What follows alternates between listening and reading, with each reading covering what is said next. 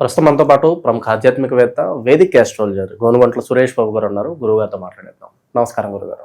మణికంఠ గారు నమస్కారం అండి. గురుగారు, జూన్ నెలలోకి మనం అడుగు పెట్టేసాం. మరి ఓవరాల్గా ఈ నెలలో ప్రత్యేకమైన రోజులు ఏమేమి ఉన్నాయి, ఆ రోజులను ఎలా వినియోగించుకోవాలి, ఓవరాల్గా ఈ నెలలో వీళ్ళకి ఎదురయ్యే లాభ నష్టాలు మంచి చెట్లు ఎలా ఉండబోతుంది? సో ముందుగా మనం అమ్మవారిని ప్రార్థన చేద్దాం, అందరికీ చక్కగా ఉండాలని.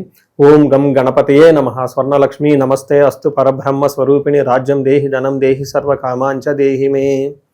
12 రాసుల వారికి చక్కగా అమ్మవారు ఈ వచ్చే జూన్ మంత్లో ప్రతి ఒక్కరికి బ్రహ్మ జ్ఞానం ఇవ్వాలని, తద్వారా అందరూ హ్యాపీగా ప్రతి నిమిషం ఉత్సాహంగా ఉండాలి. వాళ్ళ లైఫ్లో ఎలాంటి చీకులు బాధలు లేకుండా ఎప్పుడు నవ్వుతూ ఉండే ఒక సామర్థ్యం వాళ్ళకి ఉండాలని, అలానే ప్రతి ఒక్కరికి అధికారాన్ని, పవర్ని, స్టేటస్ని, వాళ్ళ మాటకి ఒక పలుకుబడిని, ఒక గౌరవాన్ని ఇచ్చే విధంగా ఉండాలని అమ్మవారికి కోరుకున్న. రాజ్యలక్ష్మి కటాక్షం ఉండాలని, ప్రతి ఒక్కరికి ధనం విపరీతంగా ఉండాలి. ఇది ధనం లేదు, ధనం వల్ల మీకు ఈ పనులు చేయలేకపోతున్నాం అలాంటి ఫీలింగ్ లేకుండా అలా ప్రతి ఒక్కరికి ధనం చక్కగా సమృద్ధిగా ఉండే విధంగా అని మనం అమ్మవారిని కోరుకుందాం. ముఖ్యంగా నాకు బాగా నచ్చింది ఏంటంటే సర్వకామాంచ.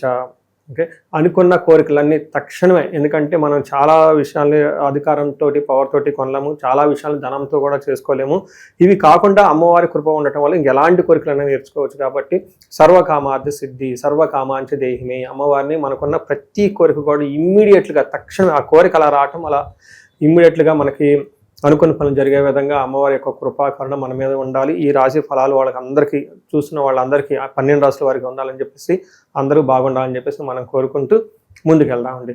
ముఖ్యంగా మనం ఎప్పుడు చెప్పుకుంటూ ఉంటాం, ఆ ప్రతి ఒక్క మంత్కి కొన్ని విశిష్టతలు ఉంటాయి. ఈ జూన్ మంత్ వచ్చేటప్పటికి అధిక జ్యేష్ఠ మాస పౌర్ణమితో స్టార్ట్ అయ్యి నిజ జ్యేష్ఠ మాస పౌర్ణమితో ఎండ్ అవుతుంది. అంటే 2 పౌర్ణముల మధ్య ఇది ఉంటుంది.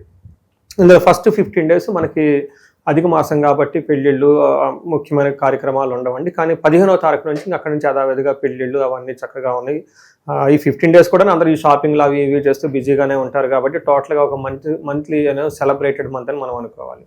తర్వాత ఇందులో ఆధ్యాత్మికంగా మనం చూసుకుంటే, ఇందులో ఈ మంత్లో 2 శని త్రయోదశులు ఉన్నాయండి. ఇది చాలా రేర్గా వస్తుంది. ఒకనొక టైంలో 5 మాసాల వరకు, 6 మాసాల వరకు, లాస్ట్ ఇయర్ అనుకుంటా 5 months వరకు శని త్రయోదశ రాలేదు. సో ఈసారి పర్టికులర్గా శనికి సంబంధించిన రాసులు ఎవరైనా బాధలు పడుతూ ఉన్నారో వాళ్ళకి 2 శని త్రయోదశలు ఉన్నాయి కాబట్టి చక్కగా సద్వినియోగం చేసుకోవాలి. వీటితో పాటుగా ఏరువాక పున్నమి అని ఉంటుందండి. అది చాలా విలేజెస్లో ఇంకా బాగా సెలబ్రేట్ చేస్తారు. ఎద్దులకి చక్కగా కొమ్ములకి రంగులు వేసేసి, గంటలు కట్టి, ములికర్ర పట్టుకొని, ఒక తప్పట్లో పెట్టుకొని, అవన్నీ ఏమంటారు భజనచేలు పెట్టుకొని గుడి చుట్టూ తిరిగేసి అక్కడి నుంచి వెళ్ళిపోయేసి అరకలు దున్నుతూ ఉంటారు పొలాల్లో. ఈ ఏరువాక పున్నమి ఈ విలేజెస్లో ఇప్పటికీ చాలా చక్కగా బ్రహ్మాండంగా చేస్తుంటారు. అది అందరూ మర్చిపోకుండా సెలబ్రేటెడ్ లాగా చేస్తూ ఉంటారు. అందరూ చేసుకోవాలని చెప్పేసి అది మనం కోరుకుందామండి. ఇలా అన్ని విశిష్టతలు కలిగిన ఈ జూన్ మంత్లో 12 రాసుల వారికి ఎలా ఉందో మనం చూద్దాం. జ్యోతిష శాస్త్రం ప్రకారంగా ఇంకొక ముఖ్యమైన విషయం ఏంటంటే, ఇందులో 5 గ్రహాలు మారుతూ ఉన్నాయండి. గురువు మారుతున్నారు జూన్ 2న. తర్వాత గురువుతో పాటు జూన్ 8న వచ్చేటప్పటికి శుక్రుడు మారుతున్నారు. 21వ తారీఖున జూన్ మారుతున్నారు. 15వ తారీఖు సూర్యుడు మారుతూ ఉన్నారు. 2 రోజుల ముందే అంటే 29కి వచ్చేటప్పటికి బుధుడు కూడా మారుతూ ఉన్నారు. అంటే టోటల్గా 5 గ్రహాల యొక్క ఇంపాక్ట్ ఈ మంత్లో వీళ్ళకి ఎలా ఉందో మనం తెలుసుకునే ప్రయత్నం మనం చేద్దాం. జూన్ నెల ఓవరాల్గా మీనరాశి వాళ్ళ స్థితిగతులు ఏ విధంగా ఉండబోతున్నాయి, వీళ్ళకి ఈ నెల ఎదురయ్యే ప్లస్లు మైనస్లు ఎలా ఉండబోతున్నాయి గురుగారు?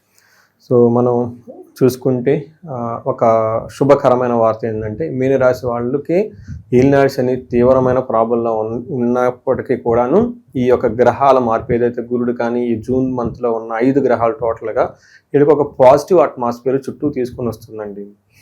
అంటే ఏలినాటి శని యొక్క ప్రభావం డీప్ క్రైసిస్ నుంచి బయటపడేసి ఒక మంచి పొజిషన్, అంటే 50% వీళ్ళ ప్రాబ్లమ్స్ బయటపడే ఓవరాల్గా బయటపడే ఒక అవకాశం వస్తుంది. ఇప్పటిదాకా క్లారిటీ లేకుండా ఉన్న వాళ్ళు ఒక విధానానికి, ఒక పద్ధతిగా, ఒక ధన ప్రవాహానికి, వీళ్ళలో కాన్ఫిడెన్స్లో లెవెల్స్ అన్నీ పెరుగుతూ చక్కగా ఉండే అవకాశం ఉంటుంది.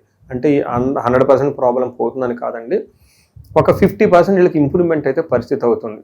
అప్పటిదాకా ఎటు డైరెక్షన్ లేని వాళ్ళకి ఒక డైరెక్షన్ వస్తుంది. అప్పటిదాకా అసలు జీవితం మీద హోపే లేని వాళ్ళకి హోప్ వస్తుంది. ఇందులో మనం చెప్పుకోవాల్సింది గురువు వల్ల వీళ్ళకి ఏమవుతుందంటే ఫిఫ్త్ హౌస్కి వెళ్ళటంతో లక్ష్మి భాగ్యం వస్తుందని చెప్పుకోవచ్చు. సూర్యుడి వల్ల వీళ్ళకి ఏమవుతుందంటేనండి, కొంచెం ఇంటికి సంబంధించిన వ్యవహారాలు ఇబ్బందులు ఉన్నప్పుడు కానీ ప్రొఫెషనల్ మ్యాటర్స్లో చాలా చక్కగా ఉంటారు. అలానే బుధుడు తర్వాత శుక్రుడి వల్ల విపరీతమైన ధనలాభము, వీళ్ళకి పుత్రుల వల్ల చాలా చక్కగా సౌఖ్యంగా ఉంటారని చెప్పుకోవచ్చు. అయితే కుజుడు మాత్రం కొంచెం ఇబ్బంది పెట్టే విధంగా ఉన్నారు. ధనం విషయంలోనూ మాటల విషయంలో కొంచెం జాగ్రత్తగా ఉంటే బాగుంటుంది. ఒక కుజుడు మాత్రం ఇబ్బంది పెడుతూ ఉన్నారు ఈ మంత్లో అని చెప్పుకోవచ్చు. శని యాజ్ యూజువల్కి వీళ్ళకి ఇబ్బంది అప్పటి నుంచి పెడుతూ ఉన్నారు. బట్ ఓవరాల్గా చాలా బెటర్గా ఉండే మాసం అని మనం చెప్పుకోవాలి. మనకి ఫస్ట్ సంస్కృతంలో మహర్షులు ఏం చెప్పారు, దాని మీనింగ్ ఏంటో తెలుసుకుంటాం, ముందుకెళ్దాం. మనకేం చెప్తారు, అంతఃక్లేశ గృహ ఛద్రం సౌఖ్యహాని మా భోజనం ప్రయాణ కాలే విఘ్నమాప్నోతి అంటారు. కదా శుక్రుడు వీళ్ళకి 5వ స్థానంలో ఉండటం వల్ల అగైన్ ఇది కొంచెము మంచి పాజిటివ్ న్యూస్ అని మనం చెప్పుకోవచ్చు. శుక్రుడు 5వ స్థానంలో ఉంటే మహాభాగ్య యోగం.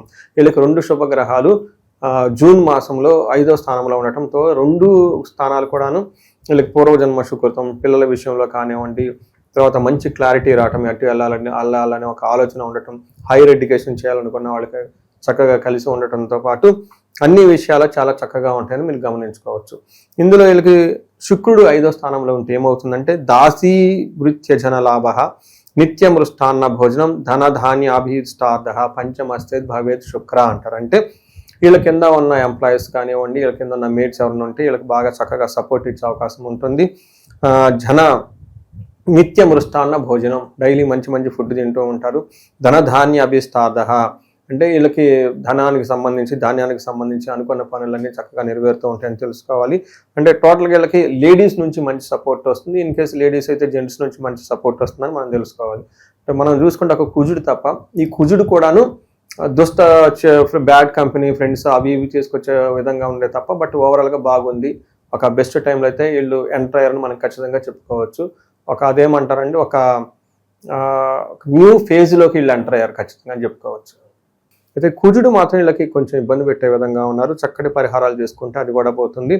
ఏమంటారు, అసత్వం సతతం క్లేశ సర్వకార్య వినాశనం సదా దుర్జన సేవ సంపర్క భీతి అని చెప్తారు. అంటే వీళ్ళకి సదా దుర్జన సేవ, ఈ టైంలో చెడ్డ వాళ్ళతో పరిచయాలు పెంచుకునే అవకాశం ఎక్కువగా ఉంటుంది.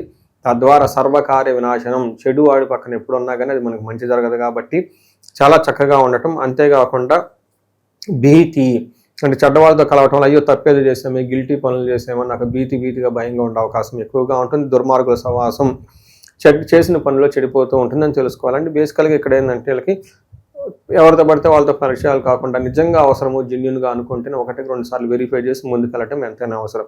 చతుర్థ రవి సంయుతే అంటారు. అంటే రవి వాళ్ళకి 4వ స్థానంలో ఉంటే ఇవన్నీ జరుగుతాయి అని చెప్తారు. అంటే ఏంటి, అంతఃక్లేశ మానసికంగా వీళ్ళకి ఏమవుతుంది, ఏదో ఒక విచారం, ఓకే, వర్రీగా ఉంటూ ఉంటారు. గృహఛద్రం, ఇంటిలో కొంచెం గందరగోళంగా ఉండే అవకాశం ఉంటుంది. సౌఖ్యహాని, కంఫర్ట్ అనేది వీళ్ళకు ఉండదు. అంతేకాకుండా మా భోజనం అనేది సరిగ్గా చేయకుండా ఉండటం, ప్రయాణే విఘ్నం ఆప్నోతి, ఏమైనా ట్రావెల్స్ చేస్తూ ఉంటే ఆటంకాలు వస్తాయి అని చెప్తారు. అయితే అంటే ఓవరాల్గా వీళ్ళకి కంఫర్టబుల్గా ఉండేది ఇంటికి సంబంధించిన వ్యవహారాల్లో ఇబ్బందిగా ఉన్న ప్రొఫెషన్ మ్యాటర్స్లో వీళ్ళకి ప్రమోషన్స్ వచ్చే అవకాశం ఎక్కువగా ఉంటుంది. గుడ్ అచీవ్మెంట్ అవకాశం ఉంటుంది. ఇప్పటిదాకా వీళ్ళకి ప్రమోషన్స్ లేకుండా ఏదో జాబ్ చేయాలి కాబట్టి చేస్తూ ఉన్నాం అన్న ఆలోచనతో ఉన్న వాళ్ళకి ఇది ఒక మంచి హ్యాపీ న్యూస్ అని మనం చెప్పుకోవాలి. సో ప్రస్తుత కాలంలో మరి వీళ్ళు ఎలాంటి శైలిలో కూడా ఉన్నారు, మరి వీళ్ళకి ఎలాంటి పరిహారాలు బాగుంటాయి అంటారు? పరిహారాలు కుజుడికి ఎక్కువగా చేసుకోవాలండి. కుజుడికి సంబంధించి సుబ్రహ్మణ్యేశ్వర స్వామికి చక్కగా ఆరాధన చేస్తే బాగుంటుంది. సుబ్రహ్మణ్యేశ్వర భుజంగ స్తోత్రంతో పాటు నేను బాగా ఎక్కువ ఏం చెప్తానండి, కుజుడికి క్షేత్ర పాలకుడు వీళ్ళకి అధిష్టాన దేవత అని చెప్తారండి. అంటే ఎవరికి మనకి గ్రామ దేవతలు ఉంటారు, పోచమ్మ తల్లి, పోలేరమ్మ తల్లి, అంకమ్మ తల్లి, తర్వాత మనకి గంగమ్మ, ఇలా వాళ్ళ ఏరియాలో ఉన్న గ్రామ దేవతలు ఎవరిని ఉంటే వాళ్ళని చక్కగా పూజిస్తే చాలా బాగుంటుంది. గుళ్ళకి వెళ్ళే వాళ్ళంటే ప్రతి గుళ్ళకు కూడాను ఆ గుడికి క్షేత్ర పాలకుడు అని ఉంటారు, వాళ్ళని బాగా గౌరవిస్తే చాలా simple and easy powerful remedy. నాగుల కట్ట, మనకి రావి చెట్టు కింద మర్రి చెట్టు కింద నాగు పడగలు ఉంటాయి. అంటే అక్కడ చిన్న దీపం పెట్టేసి కాసేపు కూర్చొని మెడిటేషన్ చేసి కొంచెం అభిషేకం కనుక చేయగలిగితే ఈ యొక్క కుజుడి నిండా భారీ ఉన్న ప్రాబ్లమ్స్ నుంచి బయటపడిపోతారని మనం తెలుసుకోవచ్చండి. వీటితో పాటు శనికి చక్కగా సంపూర్ణ శాంతి పూజలు చేయించుకుంటాంతో పాటు ఇంకా కుజుడికి కూడా ఒకసారి సంపూర్ణ శాంతి పూజలు అని ఉంటాయండి. చాలా సింపుల్ పూజ, ఆ పూజ చేయించుకున్నా కానీ చక్కగా ఉంటుందని తెలుసుకోవచ్చు. వీళ్ళకి ఈ రాశితో పాటు మేషరాశి వాళ్ళు ఉన్నా, కుంభరాశి వాళ్ళు ఉన్నా, ధనస్సు రాశి తర్వాత సింహరాశి వాళ్ళు ఒకే ఇంట్లో ఉంటే ప్రాబ్లమ్స్ చాలా అధికమయ్యే అవకాశం ఉంటుంది. ఒక్కసారి ఇలా ఇన్ కేసు ఆ ఇంట్లో కనుక ఎవరైనా ఉంటే ఒక్కసారి జాతక చక్రం చూపించుకొని రెమెడీస్ చేసుకుంటే, పర్టికులర్గా శనికి సంపూర్ణ శాంతి పూజలు చేయించుకుంటే ఇందులో నుంచి అంటే ఎక్కువగా ఇబ్బంది పడకుండా బయటకు పడిపోతారని మనం తెలుసుకోవచ్చండి. సో ఇందులో పరిహారాలు మనం చెప్పుకుంటే ఒక రీసెర్చ్ గ్రూప్ లాగా ఒక రీసెర్చ్ లాగా చేస్తున్నానండి. ఎవరికైతే 35 సంవత్సరాల నుంచి 45 సంవత్సరాల మధ్యలో ఉంటారో, కెరియర్లో మంచి ఎడ్యుకేషన్ ఉండి, సక్సెస్ఫుల్ ట్రాక్ రికార్డు ఉండి, చక్కగా ఉండేసి సడన్గా వాళ్ళ లైఫ్లో ఒక క్రైసిస్ లాగా ఉండి, కన్ఫ్యూజన్ ఉండి, ఎటెలాలో అర్థం కాకుండా ఒక స్టాగ్నేటెడ్ పీరియడ్గా ఎందుకు ఉంటుంది, అసలు ఎందుకు జరుగుతుంది అనే దాని గురించి నేను రీసెర్చ్ చేస్తున్నాను. చాలామందికి మిడ్ లైఫ్ క్రైసిస్ అంటారు. 40 నుంచి 45 ఈ మధ్యలో చాలామందికి జెంట్స్కి, ఈవెన్ లేడీస్ కూడాను మెనోపాజ్ని, హార్మోనల్ చేంజెస్ అని చెప్తూ ఉంటారు. బట్ మోడర్న్ సైన్స్ అందరితో ఆగిపోతుంది, మిడ్ లైఫ్ క్రైసిస్ అంటారు. బట్ రియల్ లైఫ్లో చూసుకుంటే ఆస్ట్రాలజీలో ఇది డిఫరెంట్గా చెప్తూ ఉంటారు. వాళ్ళకి లైఫ్లో ఏమైనా శాపాలున్నా, యోగాలున్నా, గ్రహ దోషాలున్నా ఆ టైంలో కరెక్ట్గా వాళ్ళకి యాక్టివేట్ అవుతూ ఉంటాయి అనమాట. ఈ టైంలో ఎవరైనా కనుక ఆగిపోయి ఉంటే ఒక్కసారి ఇండివిజువల్గా జాతకం చూపించుకొని ఒక్కసారి టోటల్ థరో స్కాన్, వాళ్ళ అసలు హారోస్కోప్లో ఎన్ని 11 నుంచి 13 రకాల శాపాలు ఈజీగా ఉంటాయి, అవన్నీ ఈ టైంలో యాక్టివేట్ ఉన్నాయా, ఏ దశలో, ఈ దశలో ఏమైనా వాళ్ళ జన్మ జాతకంలో దశాభుక్తికి సంబంధించిన గ్రహాలు ఏమైనా దోషాలు ఉన్నాయా, అవన్నీ చెక్ చేసేసుకొని వాటికి సంబంధించిన పరిహారాలు చేసుకుంటే లైఫ్ 10 గంటల ముందెళ్ళే అవకాశం చాలా మందికి ఎక్కువ ఉంటుందండి. చాలా మందికి ఎక్కువగా భార్యాభర్తల మధ్య అన్యోన్యత లేదని ఇబ్బంది పడుతూ ఉంటారు. అన్యోన్య దాంపత్య పాశుపత అభిషేకం, కొంతమందికి పెళ్లిళ్ళు కావట్లేదని ఇబ్బంది పడిపోతూ ఉంటారు. విశ్వావసు గంధర్వరాజ హోమము, జపము, తర్వాత దాన తర్పణాలు చేస్తే ఖచ్చితంగా పెళ్ళి అవుతుంది. చాలా మందికి ఈ టైంలో మనీ సోర్సెస్ లేదంటే ఇబ్బంది పడిపోతున్నాము అనుకుంటే స్వర్ణలక్ష్మి విశేష హోమం అని ఉంటుందండి. ఇది అప్పటి నుంచో తరతరాలుగా ఉపాసన చేస్తున్న మంత్రము. దీని ద్వారా కనుక వాళ్ళకి చక్కగా సంపూర్ణమైన పూజ చేయాలన్నమాట. 1,00,000 సార్లు జపం చేసి, హోమం చేసి, దానాలు తర్పణాలు అవన్నీ చేస్తే, పాశుపత అభిషేకాలు చేస్తే ఆ యొక్క ధన ప్రవాహం వస్తుంది. మృత్యుంజయ పాశుపత అభిషేకము, సంతాన పాశుపత అభిషేకము, వీటితో పాటు వివాహానికి సంబంధించి శీఘ్రంగా వివాహానికి సంబంధించిన గౌరీ వర పాశుపత అభిషేకము, ఇలా ఎన్నో రకాల మనకి సమాధానాలు, సొల్యూషన్స్, రెమెడీస్ రూపంలో ఉన్నాయండి. ఎవరికైనా కనుక మేము ఆగిపోయాము లైఫ్లో అని అనుకుంటే ఒక్కసారి ఇండివిజువల్గా జాతకం చూపించుకొని అందులో దాని కారణాలు ఏంటో తెలుసుకొని ఆ యొక్క తీవ్రతను బట్టి అనమాట, ఆ యొక్క సమస్య తీవ్రతను బట్టి పరిష్కారాలు చక్కగా చేసుకుంటే లైఫ్ అనేది స్మూత్గా చక్కగా వెళ్తుంది. అందరికీ అమ్మవారు అష్టైశ్వర్యాలు ఇవ్వాలి, భోగభాగ్యాలు ఇవ్వాలి, అందరూ చక్కగా ఉండాలని చెప్పేసి మనం అమ్మవారిని కోరుకుంటూ సెలవు తీసుకుందాం అండి. నమస్తే.